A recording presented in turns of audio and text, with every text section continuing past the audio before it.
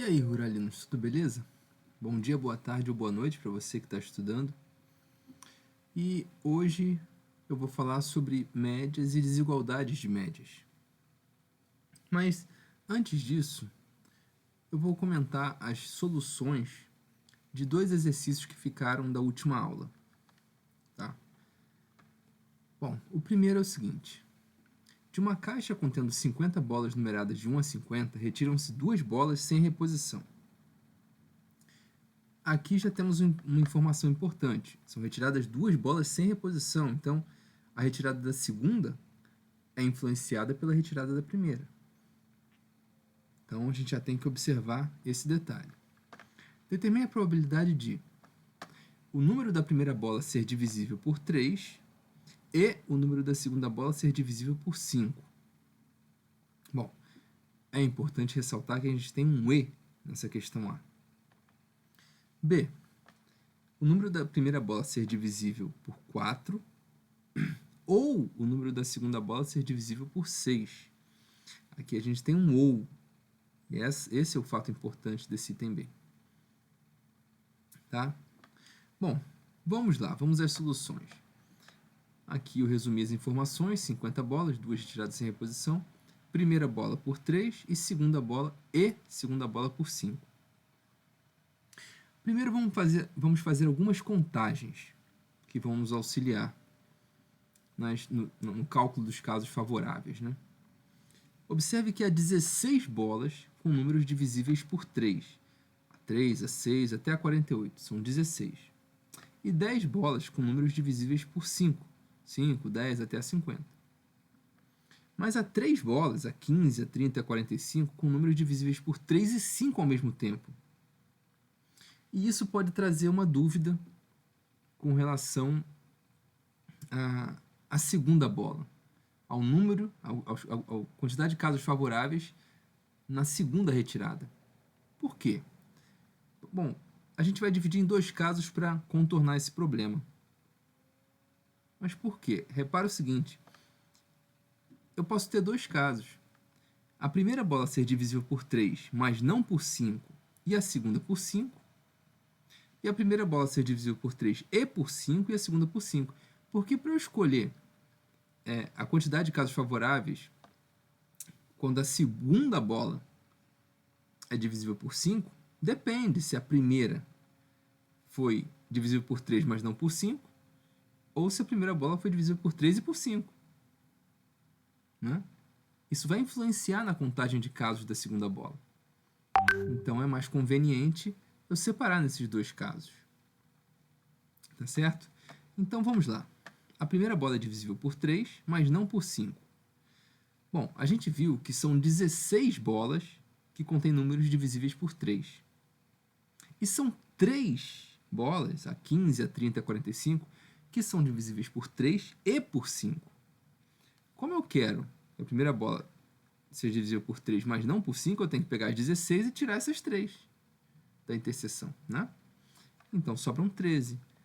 13 casos favoráveis sobre 50 possíveis. 50 bolas tem na urna.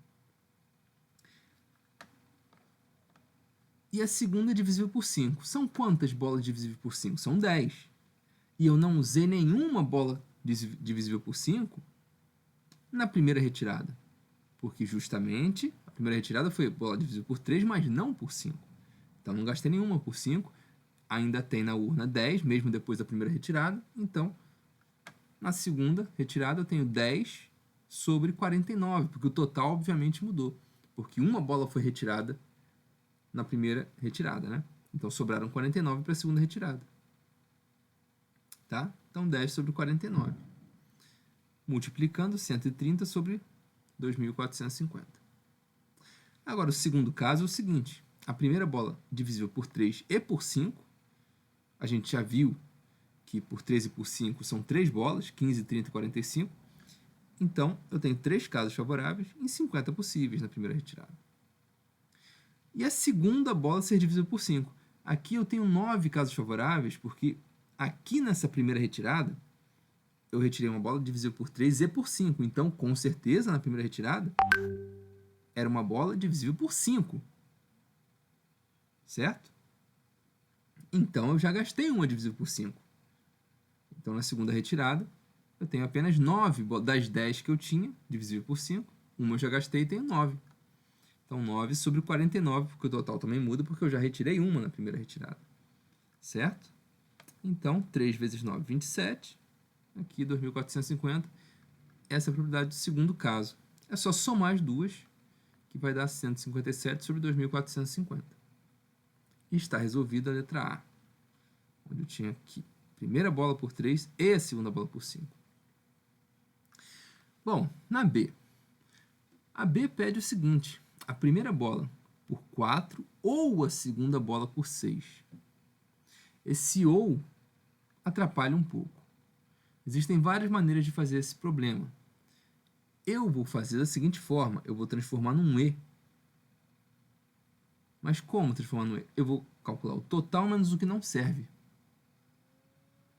E vou acabar transformando num E.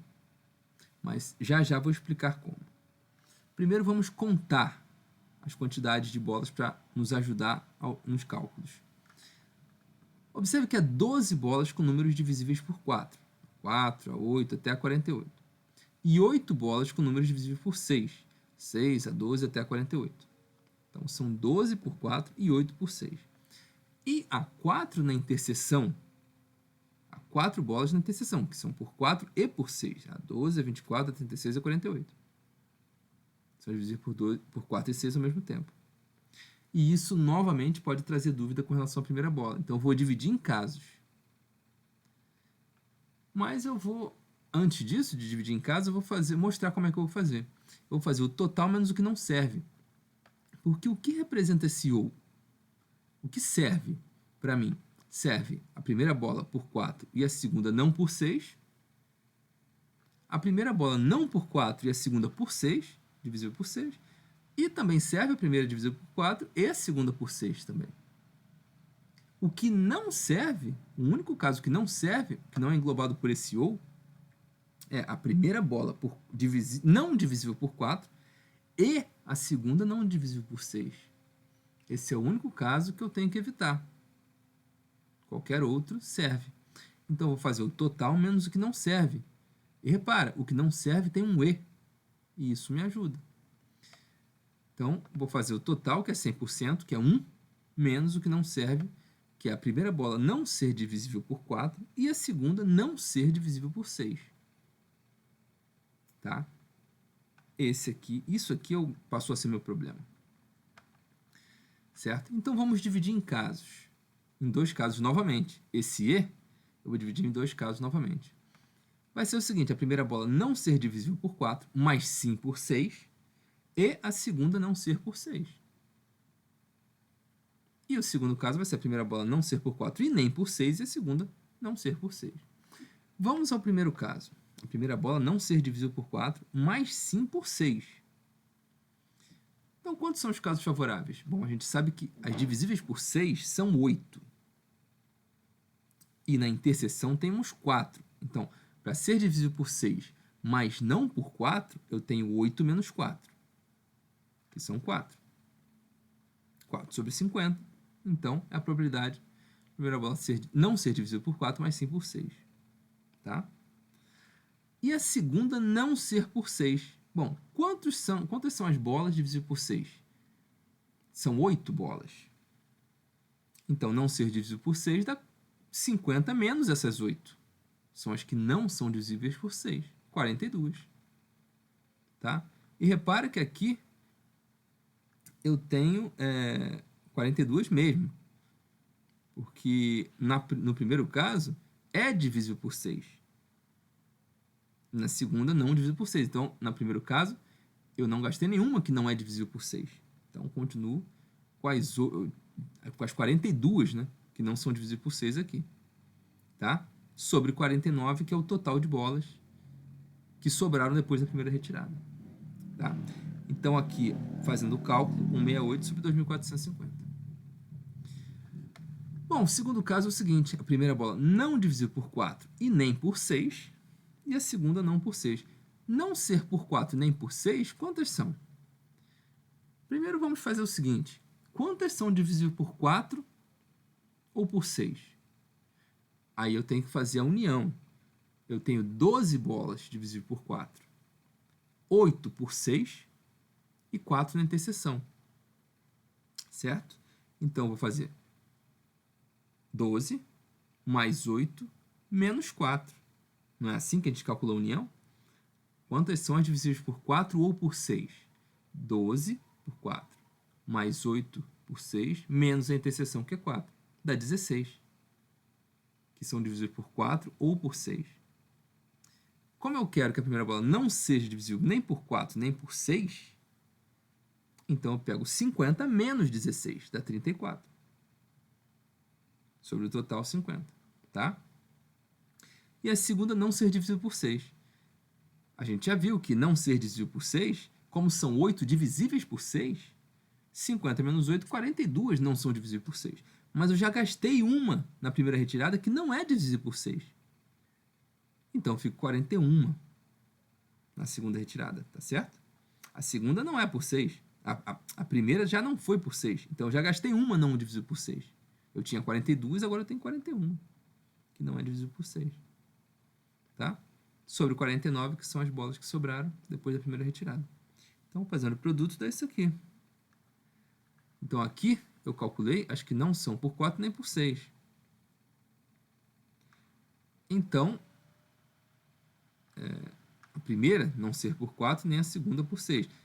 Eu calculei aqui. Então, eu pego o total menos o que não serve, que é exatamente isso aqui que eu acabei de calcular. Total menos essa conta aqui. Tá? E aí, eu tenho a solução do problema do item B. Certo? Bem importante esse exercício. Bom, vamos ao segundo. Mostra que existe um múltiplo de 1997 com todos os dígitos iguais a 1. A gente já fez 2 exercícios desse tipo. E eles, é claro, envolvem o princípio das gavetas. Vamos explorar novamente a questão dos restos da divisão. Bom, a tática vai ser a seguinte. Novamente, repara, vamos lembrar. Quantos são os restos possíveis na divisão por 4, por exemplo? São 0, 1, 2 e 3. São 4 restos possíveis na divisão por 4. Em geral, são n restos possíveis na divisão por n. Então, são 1997 restos possíveis na divisão por 1997. A tática vai ser, novamente, escrever 1997 mais 1, ou seja, 1998 termos da sequência formada só por 1s. 1, 1, 1, 1, e por aí vai. Como só existem 1997 restos possíveis na divisão por 1997, eu posso pensar nos restos como gavetas e nos termos da sequência como objetos. Com isso, com certeza, 2 dos objetos, 2 dos termos da sequência, vão ter mesmo resto na divisão por 1997. Esse é um problema clássico de princípio das gavetas. É óbvio. Se o resto aqui, vamos no cúmulo do azar, se o resto fosse 0, 1, 2, 3, até 1997, no termo 1998, eu teria que repetir um resto. Exatamente essa é a ideia do princípio das gavetas. Então, eu escrevo rigorosamente como? Assim, pensando nos restos como gavetas e nos termos da sequência como objetos, pelo princípio das gavetas, há 2 termos com o mesmo resto na divisão por 1997. Tá? Eu vou escrever os termos assim. Um termo A é 1997 mais K mais R, e um B é 1997P mais R. Tá? Eu chamei mesmo R porque eles têm o mesmo resto, né? Então, A é um múltiplo de K mais R, e B é um múltiplo de P mais R. Eles têm o mesmo resto R na divisão de 1997. K e P são inteiros. Então, A menos B, a diferença, vai cortar esse R. Esse número menos esse vai cortar esse R. E vai ficar 1997, que multiplica K menos P, que eu chamei de Q. Como ambos são sequências de 1, como esses 2 termos, qualquer termo dessa sequência, né, são números uns, né, seguidos, uma sequência de uns. Então, a diferença é formada apenas por zeros e uns. Se eu pego uma sequência de uns e diminuo de outra sequência de uns menor, eu obtém o quê? Uma sequência de 1 seguida de uma sequência de zeros. É isso que acontece. Então, a gente sabe que esse 1997Q, essa diferença, vai ser uma sequência de 1 vezes uma sequência de zeros. Ou seja, uma sequência de 1 vezes 10 elevado a algum t.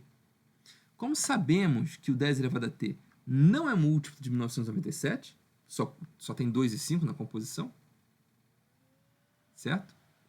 Então, esse fator aqui tem que ser múltiplo de 1997. E esse fator é uma sequência de 1s. Então, eu mostrei que existe um múltiplo de 1997 com todos os dígitos iguais a 1. Tá certo? Bom, outra questão interessante, dessa vez, envolvendo o princípio das gavetas. Tá? Bom, vamos agora sim começar a falar sobre as médias e fazer alguns exercícios. As desigualdades de médias, como vocês já viram, são essas, né? Quer dizer, média quadrática maior ou igual que a média aritmética, maior ou igual que a média geométrica, maior ou igual que a média harmônica, se eu tiver os mesmos termos. Lembrando que a média quadrática é essa daqui, soma dos termos ao quadrado sobre n dentro da raiz quadrada. Média aritmética, soma dos termos sobre n. Média geométrica, raiz enésima do produto dos n termos. E média harmônica, n é sobre a soma dos inversos dos n termos. Tá? Muito interessante estudar e ver as aplicações de cada uma.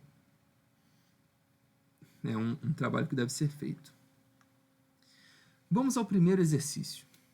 Prove que x2 mais y2 mais z2 é maior ou igual que xy mais xz mais yz para quaisquer x, y, z reais. Uma primeira solução pode ser a seguinte. Repara que eu posso usar a desigualdade de médias para x e y. A média aritmética é maior ou igual que a média geométrica. Bom, elevando os dois lados ao quadrado, eu tenho x2 mais 2xy mais y2 sobre 4. Maior ou igual, aqui a raiz vai sumir, maior ou igual que xy. Passando esse 4 para lá multiplicando, e passando esse 2xy para lá, com sinal de menos agora, eu fico com 4xy menos 2xy, fica 2xy. Né? Fico com x2 mais y2, maior ou igual que 2xy. Eu posso repetir o procedimento para os outros dois pares de números, né? Obtenho isso aqui e obtenho isso aqui. Agora eu somo todo mundo, todas essas desigualdades. E repara que quando eu somo, eu tenho sempre duplicatas aqui, x2 e x2, y2 e y2, z2 e z2. Então eu tenho 2x2 mais 2y2 mais 2z2 desse lado esquerdo. E do lado direito eu tenho 2xy mais 2xz mais 2yz. Então, dividindo a equação inteira, a inequação inteira por 2, eu obtenho isso aqui que é a resposta. Tá certo? Bom, outra maneira de fazer, que eu acho até que nesse caso é mais intuitiva, é a seguinte. Olhando para isso aqui, pelo menos a minha, é natural você pensar nessa diferença aqui, quer dizer, nessa soma de quadrados das diferenças. Ou talvez pensar em soma de quadrado de somas. Nesse caso, quem vai funcionar vai ser as diferenças. Muitas vezes a gente tem, depois de fazer vários exercícios, a gente ganha essas intuições. Mas como é que eu posso chegar aqui? Repara no seguinte, partindo disso aqui, a gente pode multiplicar tudo por 2, ficar com essa expressão aqui, com essa inequação aqui. E repara que aqui eu tenho 2x2, 2y2, 2z2. Se eu passar esses termos para o lado de cá, vamos mudar o sinal para negativo, e eu posso rearrumar esse x ao quadrado aqui e aqui, o y ao quadrado aqui e aqui, o z ao quadrado aqui e aqui, formando 3 trinômios quadrados perfeitos que eu posso rearrumar como esses aqui. Tá? Então, eu posso partir dessa verdade e todas as operações que eu fiz são reversíveis, então eu posso partir dessa verdade para cá e chegar nessa daqui. Então eu demonstro isso aqui partindo disso aqui, que é uma verdade, porque a soma de quadrados é sempre maior ou igual a zero. Certo? Essa é outra maneira de fazer, que eu acho até mais intuitiva, né? Bom, vamos a um segundo exercício. Prove que se A1, A2 e A3 são positivos, então eu tenho essas desigualdades aqui. Bom, primeiro, vamos à primeira desigualdade, essa daqui. Tenho que mostrar isso aqui. O que eu posso fazer? Vou elevar ao quadrado dos dois lados. Elevando isso aqui ao quadrado, eu fico com A1 ao quadrado, mais A2 ao quadrado, mais A3 ao quadrado, mais 2A1 a 2, mais 2A1 a 3, mais 2A2 a 3. E embaixo eu fico com 9. Elevando esse termo ao quadrado, eu faço a raiz desaparecer. Em seguida, eu posso cortar esse 9 aqui com esse 3, isso aqui fica 3, passo para lá multiplicando. Multiplico esses termos aqui. E aqui eu só repito, escrevi aqui. Posso passar agora esse 2A1 a 2 para o lado de lá, vai cortar com esse aqui, vai ficar só 1 a 2. Esse 2A1 a 3 vai passar para lá, vai cortar com esse, vai ficar só 1 a 3. É a mesma coisa, 2 a 3. E repara que isso aqui é o exercício anterior. Então, posso demonstrar o exercício anterior e, a partir daqui, chegar aqui, e aqui, e aqui. E eu demonstro essa desigualdade. Tá certo? Posso fazer esse caminho inverso até demonstrar essa desigualdade utilizando o exercício anterior, que a gente acabou de demonstrar, né? Tá bom? Vamos agora para a segunda desigualdade. Bom, essa daqui é uma verdade, né? Para chegar aqui, eu vou usar essa desigualdade aqui, a desigualdade de médias. A média aritmética é maior ou igual que a média geométrica. Então, eu vou aplicar essa desigualdade média aos termos A1 a 2, A1 a 3 e A2 a 3. Então, considerando esses três como termos, a média aritmética, isso aqui, a soma dividido por 3, é maior ou igual que a média geométrica, que é a raiz cúbica dos produtos desses três termos. Mas repara que isso aqui eu posso reescrever assim. O A1 aparece duas vezes, o A2 duas vezes, o A3 duas vezes. Posso escrever assim. E aqui eu posso tirar a raiz desse lado e tirar a raiz quadrada desse lado. A raiz desse lado, a raiz quadrada, quando eu tiro, fica assim. Tirando a raiz quadrada desse lado aqui, eu sumo com esses quadrados aqui. Quer dizer, a raiz quadrada de um número quadrado é módulo, mas os termos são positivos, é a hipótese do problema. Então, eu posso simplesmente sumir com esses quadrados, e aí fico com essa expressão aqui. Ou seja, mostro que isso é maior ou igual que isso. Certo? E acabou. Entendido? Bom, vamos a um terceiro e último exemplo que tem uma ideia um pouco diferente. Se x, y e z são números positivos, tais que xy mais xz mais yz está entre 1 e 3, qual o conjunto de valores de x, y, z? Então, eu tenho três números, x, y, z, que satisfazem essa condição aqui, essa restrição, essa desigualdade. Tá? Três números que satisfazem isso aqui. Qual é o conjunto de valores possíveis para esses números? O que x, y, z pode ser? Está em que intervalo? Que valores ele pode assumir? Bom, que valores eles podem... que valor o produto x, y, z pode ser? Bom, primeiro vamos ao seguinte. Raiz cúbica de xy vezes xz vezes yz é menor ou igual que xy mais xz mais yz sobre 3. Novamente, média geométrica é menor ou igual que a média aritmética, aplicada aos termos xy, xz e yz. Parecido com o que a gente fez anteriormente, né? Bom, isso aqui eu posso escrever assim, né? Só fazer esse produto aqui, obtenho isso aqui. E isso aqui eu vou repetir. E agora, o que eu faço aqui? Se eu tirar a raiz quadrada dos dois termos, também parecido com o que eu fiz anteriormente, eu tenho, bom, a raiz quadrada disso aqui, e a raiz disso aqui vai cortar os quadrados. Os três números são positivos, não fico com módulo, fico só com x, y, z. Tá? Então, daqui para cá, eu tirei a raiz quadrada dos dois lados. E agora eu vou elevar os dois lados ao cubo. Elevando os dois lados ao cubo, eu sumo com essa raiz cúbica e fico só com x, y, z. E aqui, elevando isso aqui ao cubo, eu fico com essa expressão aqui. Né? E a partir daqui, eu posso usar essa desigualdade. Como xy mais xz mais yz é menor ou igual a 3, então esse termo aqui é menor ou igual a 3. Então isso aqui tudo é menor ou igual a 1.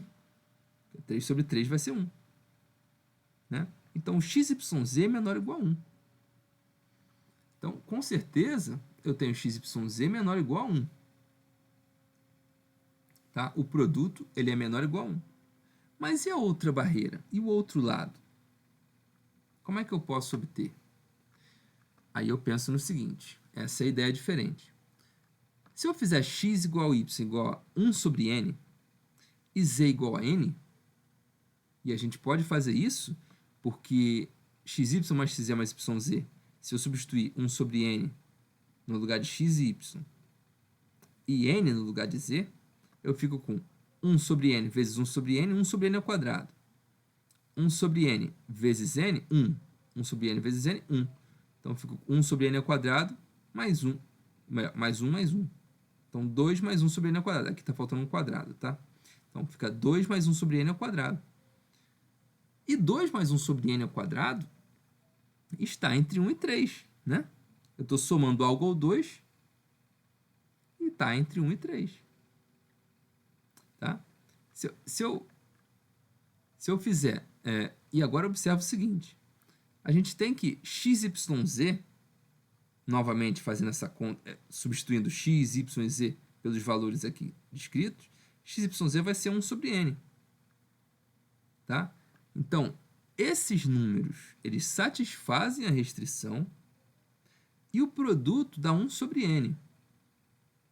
O produto dá 1 sobre n, se o produto dá 1 sobre n, ele pode ficar tão próximo de zero quanto a gente queira.